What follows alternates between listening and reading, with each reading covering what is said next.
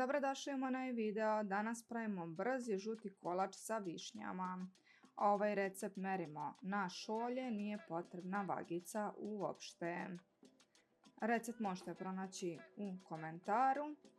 A sad počinjemo i ne zaboravite prvo da upalite rernu da se ona lepo zagreje dok ovo pripremimo. Rernu smo zagrejali na 200 stepeni, to je uključuje da se greje dok mi ovo pripremimo. Sve dodajemo u jednu činiju i ne treba da se muti prvo ovo pa ono, znači sve možete dodati odmah u činiju. Dodali smo jaja, šećer i sad ću da dodam ulje. Gledajte da koristite jednu te istu šolju ili mericu za ovo jer sve ide po istim šoljama. Ja ne stavljam do kraja, ali kažem opet bitno je da stavite istu količinu. Znači ako ste šećer stavili punu šolju skroz do vrha, tako stavljate i ostalo. Ako stavili malo manje od pune šolje, tako i sve ostalo stavljate. Znači dodali smo jaja, šećer, ulje, jogurt, prašak za pecivo i dodajemo sada brašno. Ja sam dodala još aromu limuna i aromu vanile, ali tek naknadno kad sam krenula da mutim zašto sam zaboravila da stavim, tako da možete odmah da stavite. A ako nemate aromu limuna ili ne volite, naribajte koricu limuna, ali onaj žuti deo i pre toga dobro operite limun.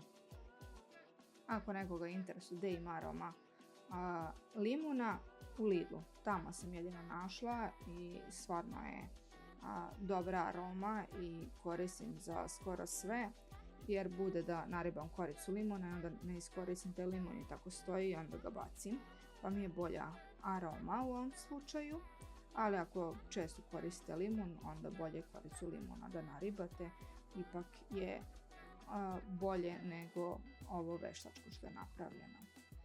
Sada uzimamo pleh i pleh smo samo malo podmazali. Neko dodaje još i brašno posle toga pa protrese pleh, ali ja ne volim da mi bude brašnjavo od dole. Zatim ovu smesu izručimo u pleh i onda dodajemo višnje.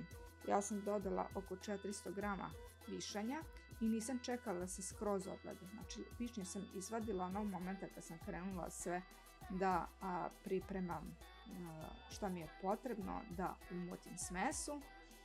Ne volim kad se skroz odlede zato što volim kad puste malo te svoje sokove unutra u kolač. Ali ako ne volite tako da puste sokove, onda slobodno ostavite da se odledi. I što još neko radi, uzme pa ih uvalja u brašno kako one ne bi skroz potonule dole, ali ja volim kad meni višanja ima svugde u celom kolaču, a ne samo gore. A pošto je sad sezona višanja, ne morate da koristite zaleđene višnje, naravno možete i sveže da koristite. I ovdje ja uzmem sa prstima malo uguram, znači ne svaku višnju, nego kao što sam već rekla, volim da mi neka potone dole, da nakon bude višenja svugde po celom kolaču, da ne zagrizam samo kolač, odnosno testo, a da nema višnje. I to smo sve pekli u toj zagrejenoj rerni na 200 stepeni oko 30 do 35 minuta. I ostavili smo kolač da se ohladi. Kao što vidite ovdje je već načet kolač jer nisu mogli da sačekaju, a mora da se ohladi kako bi mogli da pospemo šećer u prahu. Ako ne volite šećer u prahu, ne morate ga staviti, to je svakako opcionalno. Ako niste sigurni da li vam se ispekao kolač, zato što gledate da dobijete onako tamniju koricu, ali ako se plašite, slobodno izvadite, zabodite čačkalicu negde u sredinu i gledajte ako je jako vlažno, ako se lepi baš puno za čačkalicu, onda ga još malo dopecite. Ja gledam da ako ima tamniju koricu od gore i sa strane, nakon da krene tek da se hvata, onda ne bude savršeno pečen, ali opet možete se poslužiti i sa čačkalicom. Nadam se da vam se dopao recept, da ćete lajkovati video, ostaviti komentar i zapratiti moj kanal kao znak podrške. Uživajte, prijatno!